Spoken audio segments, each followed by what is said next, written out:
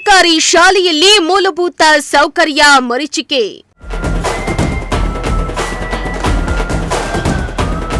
ಎಲ್ಲರಿಗೂ ಮನವಿ ಮಾಡಿದ್ರು, ಇಲ್ಲಿವರೆಗೂ ಕೂಡ ಎಲ್ಲರೂ ಭರವಸೆಯನ್ನೇ ಕೊಟ್ಟಾರೆ ಹೊರತು ಈ ಸಮಸ್ಯೆಯನ್ನು ಯಾರೂ ಈಡೇರಿಸಿಲ್ಲ. ಮೂಲಭೂತ ಸೌಲಭ್ಯಗಳ ಕೊರತೆ ಭಾಳ ಐತೆ ಸರ್. ಹೀಗಾಗಿ ಡೆಸ್ಕಿಗೂ ಕೂಡ ನಮ್ಮ ಇಲಾಖೆಗೆ ನಾವು ಮನವಿಯನ್ನು ಕೊಟ್ಟಿದ್ದೀವಿ. ಇನ್ನೂವರೆಗೆ ಯಾವುದೇ ಕೂಡ ನಮಗೆ ಸೌಲಭ್ಯಗಳು ಬಂದಿಲ್ಲ. 730 ಮಕ್ಕಳಿದ್ರೂ ಮೂಲಭೂತ ಸೌಕರ್ಯ ಇಲ್ಲವೇ ಇಲ್ಲ.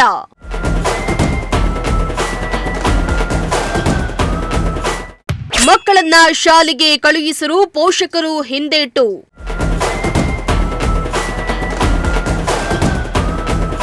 ಶಿಕ್ಷಣ ಸಚಿವ ಮಧು ಬಂಗಾರಪ್ಪನವರೇ, ಒಮ್ಮೆ ಬಿಡುವು ಮಾಡಿಕೊಂಡು ಈ ಸುದ್ದಿಯನ್ನ ನೋಡ್ಲೇಬೇಕು. ಈ ಸರ್ಕಾರಿ ಶಾಲೆಯಲ್ಲಿ ಮೂಲಭೂತ ಸೌಕರ್ಯವೇ ಇಲ್ವಂತೆ. ಮಕ್ಕಳಿಗೆ ಕೂರಲು ಡೆಸ್ಕ್ ಇಲ್ಲ, ಗಬ್ಬೆದ್ದು ನಾರ್ತಾ ಇದೆ ಶೌಚಾಲಯ, ಕುಡಿಯುವ ನೀರಿನ ಸ್ಥಳದ ಸ್ಥಿತಿಯಂತೂ ಹೇಳದಿರದಾಗಿದೆ. ಕಿಟಕಿ ಗಾಜುಗಳು ಒಡೆದು ಹಾಳಾಗಿವೆ. ಇನ್ನು ಈ ಸರ್ಕಾರಿ ಶಾಲೆಯಲ್ಲಿ ಸುಮಾರು 730 ಮಕ್ಕಳಿದ್ದಾರೆ. ಆದರೆ ಮೂಲಭೂತ ಸೌಕರ್ಯದ ಕೊರತೆ ಎದ್ದು ಕಾಣ್ತಾ ಇದೆ. ಇದೇ ಕಾರಣಕ್ಕೆ ಈ ಸರ್ಕಾರಿ ಶಾಲೆಗೆ ಮಕ್ಕಳನ್ನ ಕಳಿಸಲು ಪೋಷಕರು ಹಿಂದೇಟು ಹಾಕ್ತಿದ್ದಾರೆ. ಎಲ್ಲಿ ಅಂತೀರಾ? ಈ ಸ್ಟೋರಿಯನ್ನ ಕಂಪ್ಲೀಟ್ ಆಗಿ ನೋಡಿ. ಹೌದು, ಇಂಥದ್ದೊಂದು ದುಸ್ಥಿತಿ ಇರೋ ಸರ್ಕಾರಿ ಶಾಲೆ ಇರೋದು ಬೇರೆಲ್ಲೂ ಅಲ್ಲ, ಹಾವೇರಿ ಜಿಲ್ಲೆಯ ಸವಣೂರು ತಾಲೂಕಿನಲ್ಲಿ. ಸರ್ಕಾರಿ ಶಾಲಾ ಕಾಲೇಜುಗಳಲ್ಲಿ ಮೂಲಭೂತ ಸೌಕರ್ಯ ಒದಗಿಸುವ ಕುರಿತು ಕಟ್ಟುನಿಟ್ಟಿನ ಕ್ರಮ ಜರುಗಿಸ್ತಾ ಇದೆ. ಅದರಲ್ಲೂ ಶೌಚಾಲಯದ ಬಗ್ಗೆ ಕಡ್ಡಾಯವಾದಂತಹ ಕಾನೂನು ಮಾಡಿದೆ. ಆದಾಗ್ಯೂ ಕೂಡ ಹಾವೇರಿ ಜಿಲ್ಲೆ ಸವಣೂರು ಪಟ್ಟಣದಲ್ಲಿರುವ ಸರ್ಕಾರಿ ಕರ್ನಾಟಕ ಪಬ್ಲಿಕ್ ಸ್ಕೂಲ್ನಲ್ಲಿ ಮೂಲ ಸೌಕರ್ಯಗಳಿಲ್ಲದೆ ದಿನನಿತ್ಯ ಇಲ್ಲಿಯ ಶಾಲೆಯ ಮಕ್ಕಳು ಪರದಾಡುವಂತಹ ಪರಿಸ್ಥಿತಿ ನಿರ್ಮಾಣ ಆಗಿದೆ.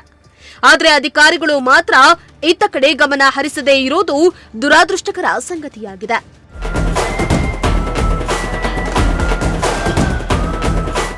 ಹೌದು, ಸುಮಾರು 730 SC ST ಹಾಗೂ ಅಲ್ಪಸಂಖ್ಯಾತ ಮಕ್ಕಳು ವಿದ್ಯಾಭ್ಯಾಸ ಮಾಡ್ತಾ ಇರುವ ಈ ಸರ್ಕಾರಿ ಶಾಲೆಯಲ್ಲಿ ಒಂದೇ ಶೌಚಾಲಯ ಇದ್ದು ಅದು ಕೂಡ ಉಪಯೋಗಕ್ಕೆ ಬಾರದೆ ಹಾಳಾಗೋಗಿ ಗಬ್ಬೆದ್ದು ನಾರ್ತಾ ಇದೆ. ಶಿಕ್ಷಕರು ಬಾಗಿಲು ಹಾಕೊಂಡೇ ಪಾಠ ಮಾಡುವ ಪರಿಸ್ಥಿತಿ ನಿರ್ಮಾಣ ಆಗಿದೆ.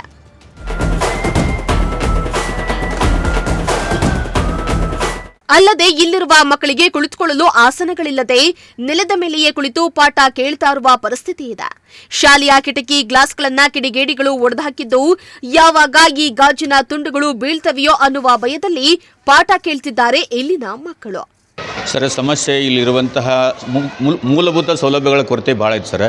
ಯಾಕಂದರೆ ಇಲ್ಲಿ ಅತಿ ಹೆಚ್ಚು ಹೆಣ್ಮಕ್ಳು ಅದಾವೆ, ಅವ್ರಿಗೆ ಕುಂದ್ರಕ್ಕೆ ಡೆಸ್ಕ್ ಇಲ್ಲ.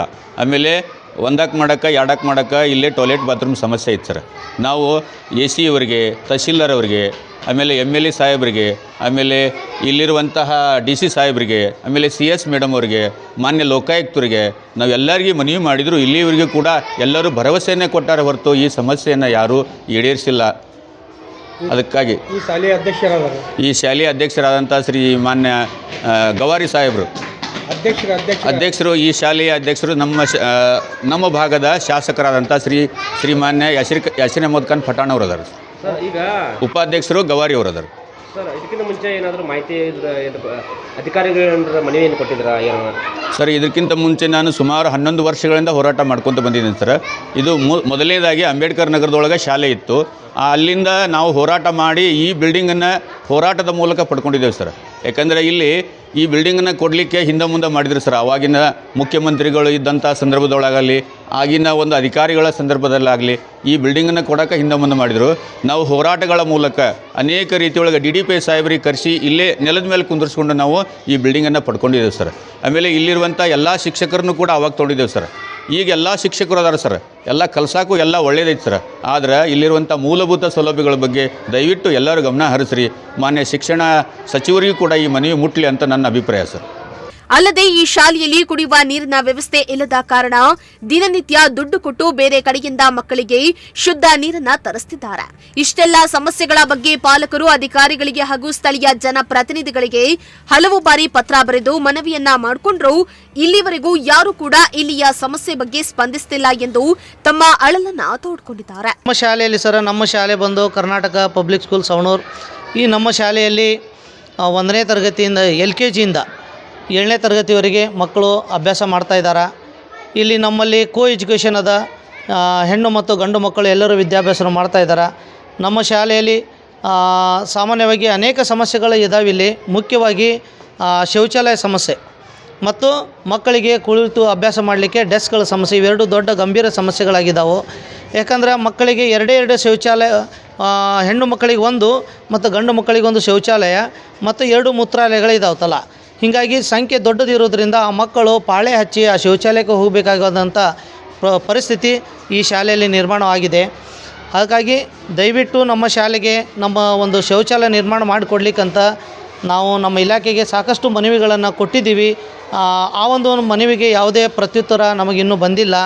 ಹಾಗೆಯೇ ನಮ್ಮ ಪಾಲಕರು ಬಂದು ಈ ಒಂದು ವಿಷಯಗಳ ಬಗ್ಗೆ ಜನಪ್ರತಿನಿಧಿಗಳಿಗೆ ಅಲ್ಲಿ ತಮ್ಮ ಒಂದು ಶಾಲೆಯ ಸಮಸ್ಯೆಗಳನ್ನು ಹೇಳಿದ್ದಾರೆ. ಆದರೆ ಇಲ್ಲಿವರೆಗೆ ಆ ಸಮಸ್ಯೆಗಳಿಗೆ ಪರಿಹಾರ ಸಿಕ್ಕಿಲ್ಲ. ಇದಷ್ಟೇ ಅಲ್ಲದೆ ಇನ್ನೊಂದು ಸಮಸ್ಯೆ, ನಮ್ಮ ಶಾಲೆಯಲ್ಲಿ ಡೆಸ್ಕಿನ ಸಮಸ್ಯೆ, ಅದು ಮುಖ್ಯವಾಗಿ ಹೈಯರ್ ಕ್ಲಾಸ್ ಹೆಣ್ಣು ಮಕ್ಕಳಿಗೆ ತುಂಬ ತೊಂದರೆ ಆಗ್ತಾಯಿದೆ.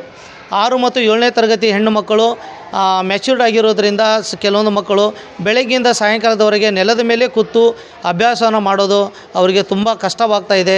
ಹೀಗಾಗಿ ಡೆಸ್ಕಿಗೂ ಕೂಡ ನಮ್ಮ ಇಲಾಖೆಗೆ ನಾವು ಮನವಿಯನ್ನು ಕೊಟ್ಟಿದ್ದೀವಿ. ಇನ್ನೂವರೆಗೆ ಯಾವುದೇ ಕೂಡ ನಮಗೆ ಸೌಲಭ್ಯಗಳು ಬಂದಿಲ್ಲ. ಇನ್ನಾದರೂ ಅಧಿಕಾರಿಗಳು ಹಾಗೂ ಜನ ಪ್ರತಿನಿಧಿಗಳು ಇತ್ತ ಕಡೆ ಗಮನ ಹರಿಸಿ ಇಲ್ಲಿಯ ಸಮಸ್ಯೆ ಬಗ್ಗೆ ಗಮನ ಹರಿಸ್ತಾರಾ ಎಂಬುದನ್ನು ಕಾದು ನೋಡಬೇಕಾಗಿದೆ. ಲೋಕೇಶ್, ಪ್ರಜಾಶಕ್ತಿ ಟಿವಿ, ಹಾವೇರಿ.